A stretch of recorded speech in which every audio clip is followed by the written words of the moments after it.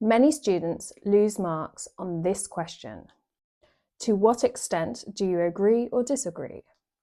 This is not because their English is bad, it's because their essay structure is unclear. So today I will show you a simple structure you can use every time. 4 paragraphs, very clear and easy to remember. Let's get started. So this is a paragraph by paragraph explanation. The first paragraph is the introduction. It should be 2 sentences, and the first sentence we paraphrase the question.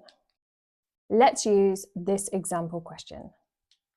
Some people think working from home is better for employees. To what extent do you agree or disagree? Many people believe that remote work is more beneficial for employees than office work. So in sentence 2, you're giving your opinion. I agree because working from home can increase productivity and improve work-life balance. Notice in the second sentence, I clearly say I agree and then briefly explain why. You don't need to write a long introduction. 2 sentences are enough. Second paragraph, reason 1. So here it's 1 reason, 1 explanation, and 1 example. That's enough. Firstly, working from home can make employees more productive. At home, workers often have fewer interruptions, so they can focus better on their tasks. For example, many IT workers finish projects faster when they can work in a quiet place. Reason 2, paragraph 3. In the third paragraph, you start with another reason.